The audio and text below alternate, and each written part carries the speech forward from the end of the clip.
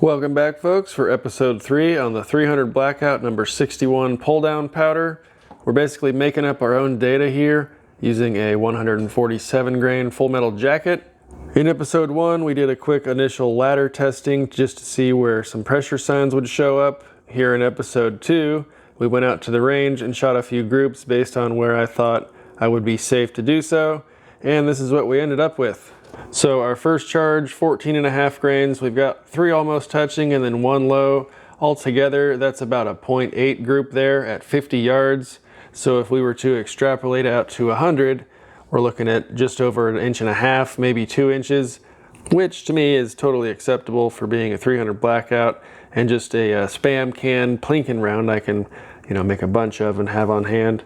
Anyways, our second charge, 15.5. I adjusted the scope down a little bit.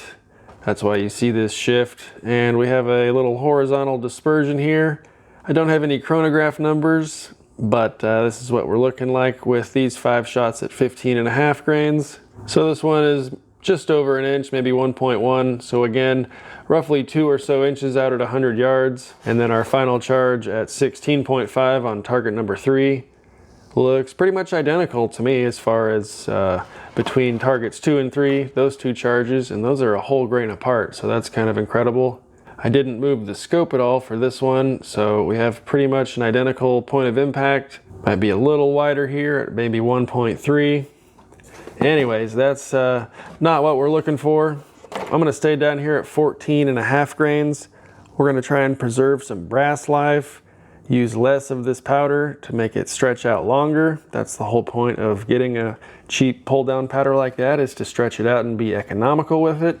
So I don't even care about the chronograph numbers. It cycled the gun perfectly, it locked back. With this overall length, they can fit into my standard capacity GI magazines, so on and so forth.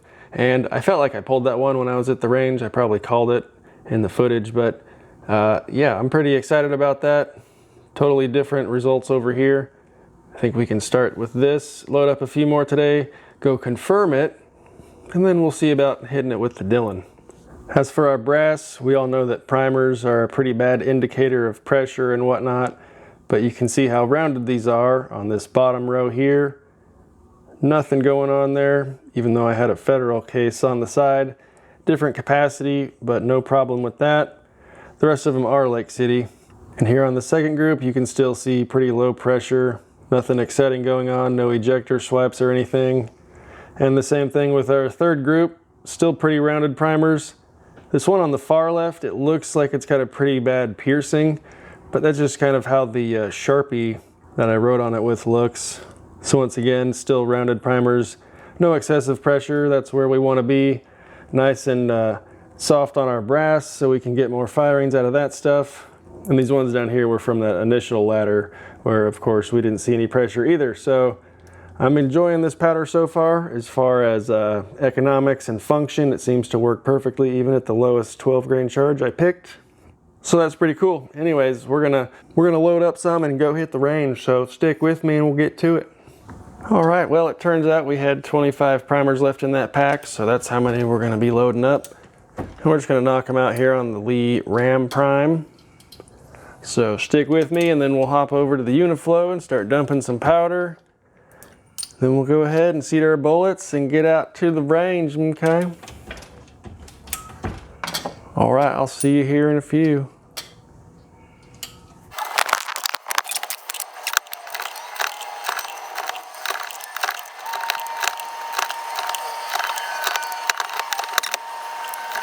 All right, all done priming. We did have one that was extremely tight. Pretty sure I reamed all these, but you never know. Almost ripped the dang rim off, but the primer is in there. Let's, yeah, we'll just keep note of him and see if he goes flying off the target somewhere else. But anyways, let's add some powder here and start dumping and seating bullets.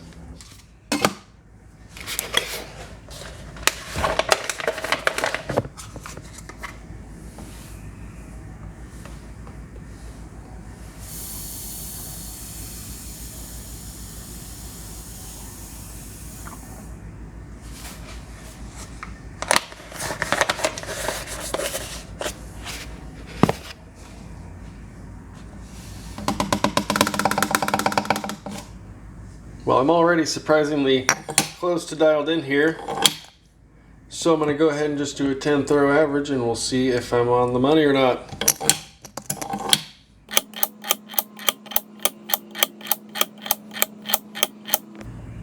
Alrighty, perfect. Let's get dumping. Okay, we're filled up here, we're dialed in, and we've got our 25 cases to charge.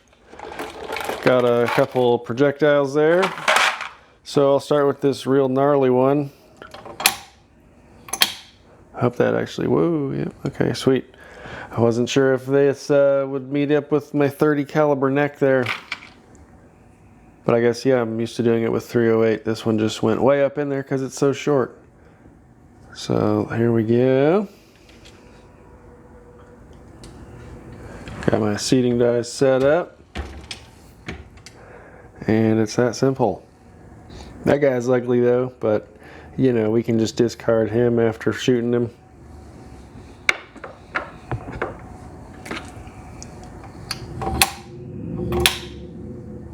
And there's a peek at your case fill. Not too full. I guess our bullet is about down in there actually, so we're taking up quite a bit of capacity. And actually, I'm pretty sure it was getting compressed at around 16 grains. So this is probably a pretty good case fill ratio, even though I'm at such a low charge. And yeah, that's just freaking beautiful. They're seating real nicely.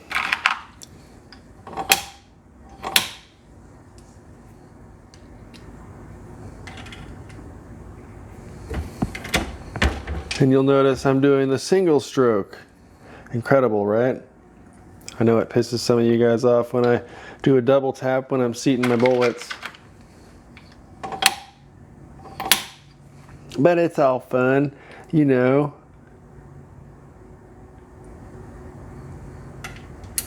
Hurt.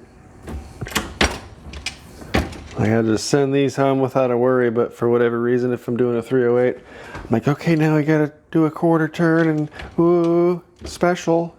But no, not really. You just send her on home, and it works probably 99.99999% the same.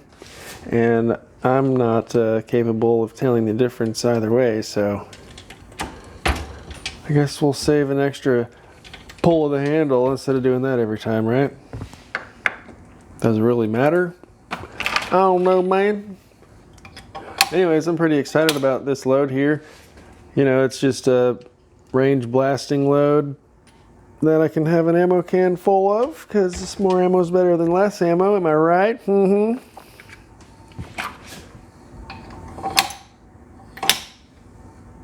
And I can actually have a cast bullet I use.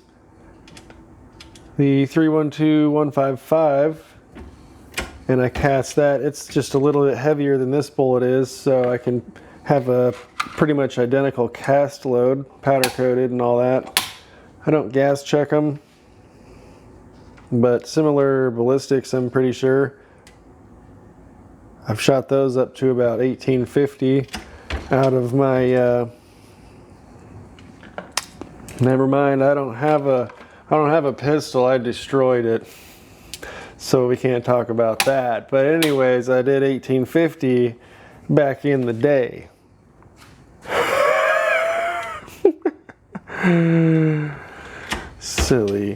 Silly rule changers.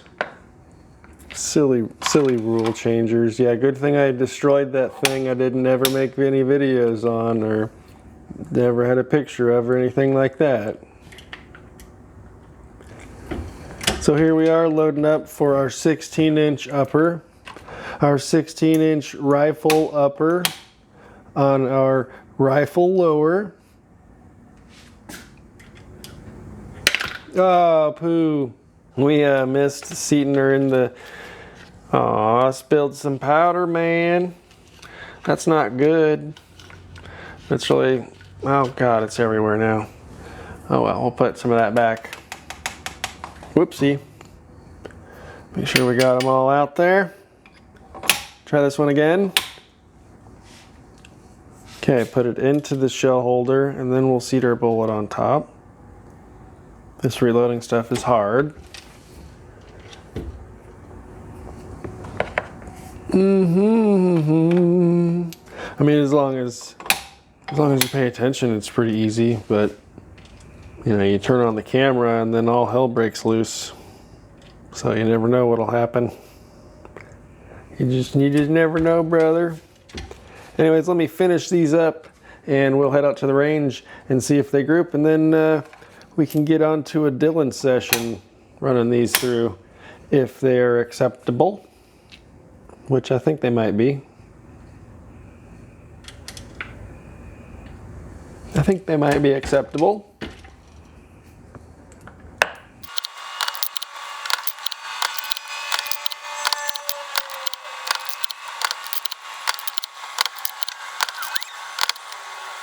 And finally, a check in the chamber gauge there. Make sure it'll go in the gun.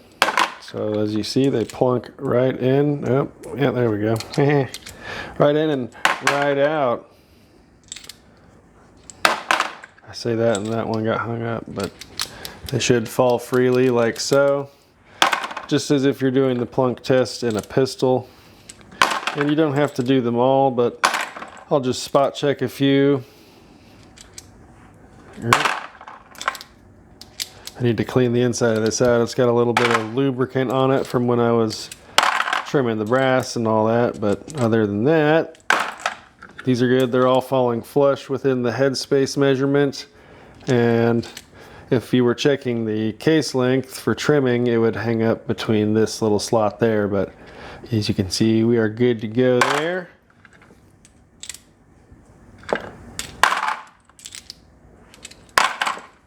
Might as well do them all while we're here,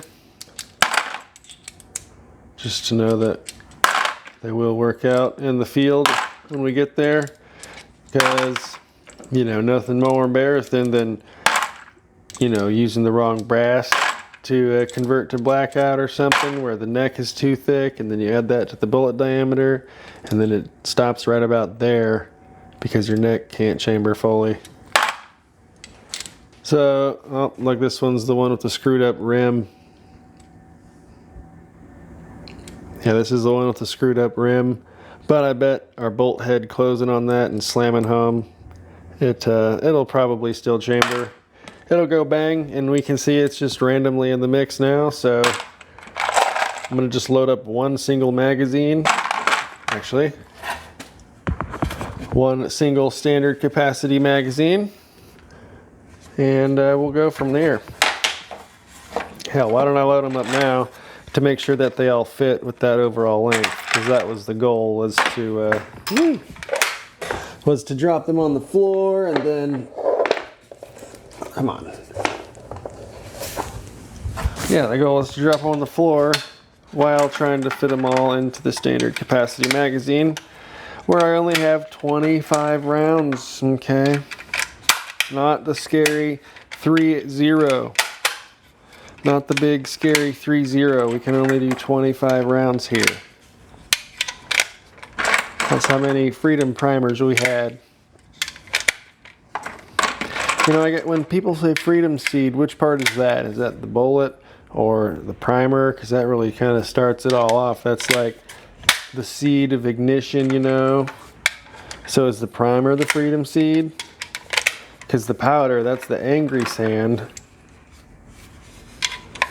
And then this is the pointy part. So I guess, is the Freedom seed the primer then? These are working out really well. Look at that. 2040 overall length. And you can see where the magazine, the rib there, it lines up perfectly where your 223 neck would be. So you have no interference with that. And these are all going to feed off perfectly. Heck yeah. I did these with the 168 Match Kings too. Here, let me find one. Not that one. This guy. Yeah, here's the Match King, similar overall length, where the ogive lines up with that rib. So they're perfect for your standard capacity GI magazines. So let's get out to the range and let me fix this load data on here.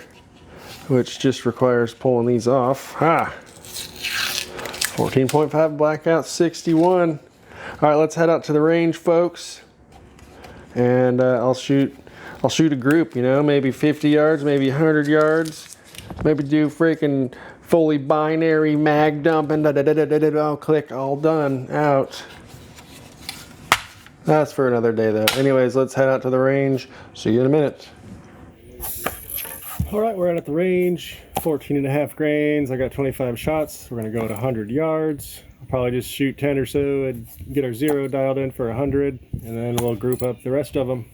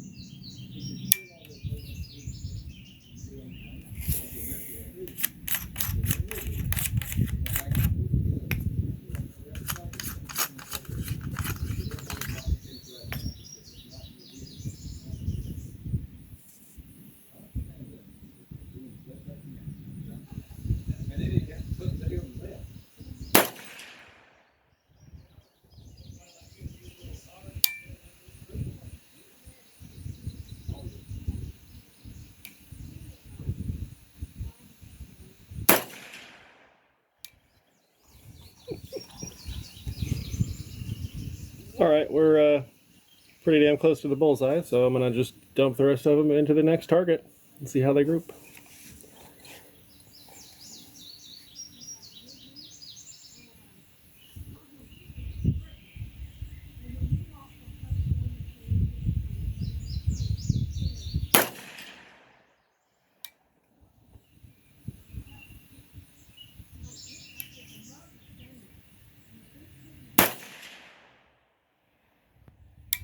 Yeah, pulled that one.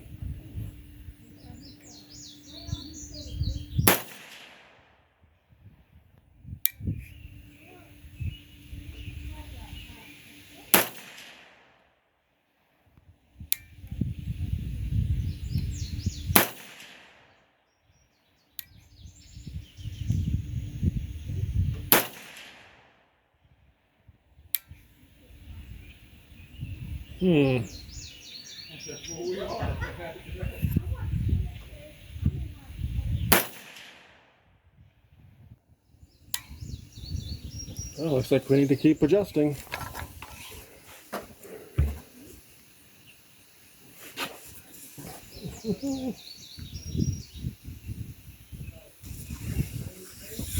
Wow.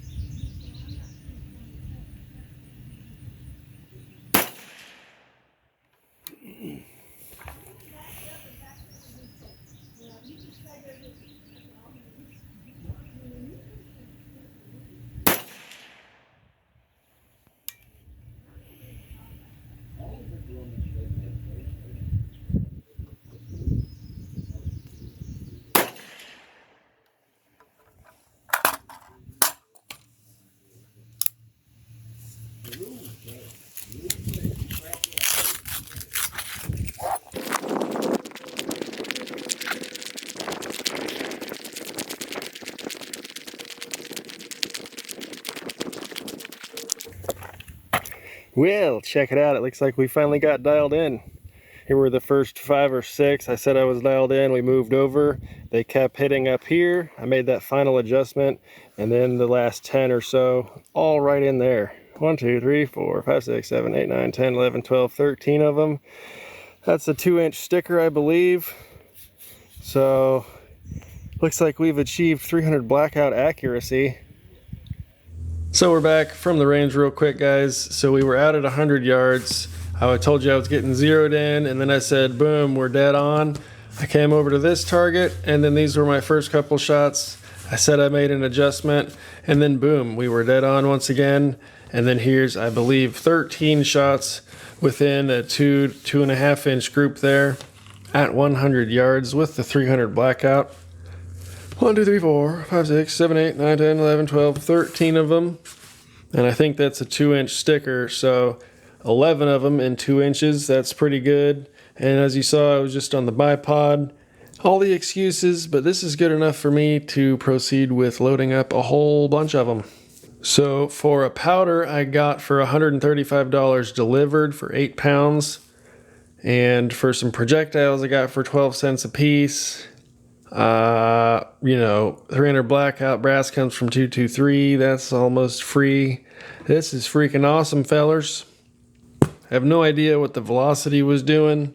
I really don't care. This nice load is soft on the brass. We'll get good life out of that. I'm just going to use the cheaper Unis Gen X primers because that's what they're for. And I think I'm going to settle in right here on that 14.5 grain charge of the Blackout number 61 here with the 147 grain full metal jackets.